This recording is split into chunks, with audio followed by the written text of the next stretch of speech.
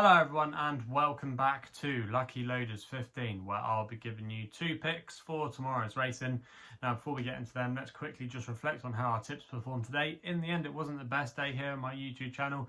We only had some profit on my long shot. That was Zawela, who ran into the extra places at Brighton, so that wasn't a bad result for us there. However, my nap and next best did let us down today.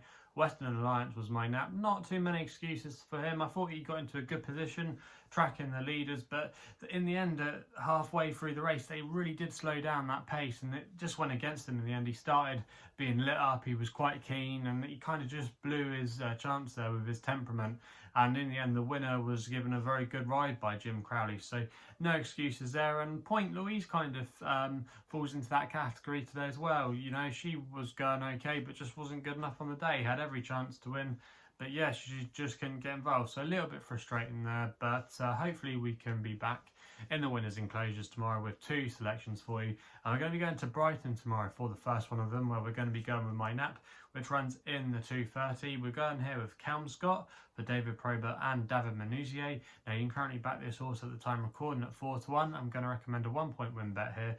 Now I think this horse should be arguably be a shorter price in this race tomorrow and is very well treated at the weight. Now last time we saw this horse, it ran the course here a few weeks ago when it won quite well, I thought. Now the winning margin suggested that it was quite a close win, but I think circumstances kind of went against Kelmscott that day. He was travelling very smoothly, and I just think David Probert, through no fault of his own, just got there a little bit too early, and then the horse that finished second just had a target to follow and was closing him down at the end. But I do think Kelmscott was worth more than the winning margin that day, and he could still have more to come. He was raised £3 for that effort by the handicapper up to a mark of 73. And if you actually look at him in the context of this race tomorrow, he's even bags of weight from some of his rivals. He's actually going to be nearly getting a stone in weight from Raven's Arc tomorrow, and there's only £3 between them on ratings. Kelmscott is stepping up in trip. It was 10 furlongs when he won here last month, but he is going up to 1.5 miles, and I think that could suit him. There's going to be a bit of pace on as well. Contingency fee, you have to respect him. We were on one of his wins at Brighton, you might remember, last month. But yeah, I think he's just a little bit high in the weights now, but he has been an admirable horse, and that form from Bath last time out has worked out quite well. But I just think tomorrow, Kelmscott, he's going to be receiving lots of weight. He's still unexposed. I think the step up and trip will suit him as well. I just think he's got a lot in his favour tomorrow, and he is going to be my nap of the day. And I thought 4-1 there was actually quite a big price in the context of this race.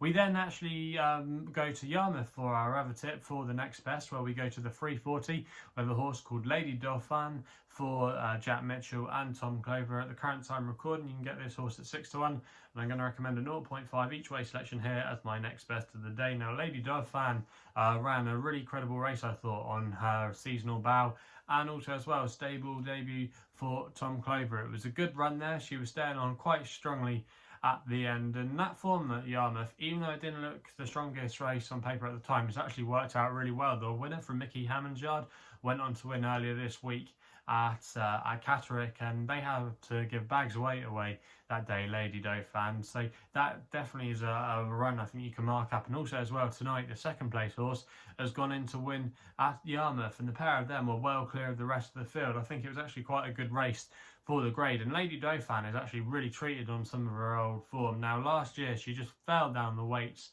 from a mark of 75. She really did, like I say, did fall down the weights, but she's going to be off a mark now of 53, and I do think there's races in there off this current mark. I think she'll strip fitter for that run. I think 10 furlongs is the right distance. I think the ground will be fine. I think the track's fine. I just think she's got a lot in her favour tomorrow. The form's been boosted, and at 6-1, I've thought she's been a bit underestimated in the market, and that's why I think she's a good each way bet, and I think she'll go very close tomorrow. So that's why she's going to be my next best at Yarmouth. So they're the 2 tips for tomorrow's racing. Let me know in the comments box below what you'll be back in. If you're still enjoying these videos, remember to hit that thumbs up button and subscribe here to my YouTube channel at Lucky Loaders 15. Also as well, if you want to follow me on Twitter, you can do, where my handle is at Lucky Loader 15. And if you want to find out a little bit more about myself, my website is www.chrisloaderracing.co.uk. So please game responsibly. Hopefully we can have some winners for you tomorrow, and we'll be seeing you soon.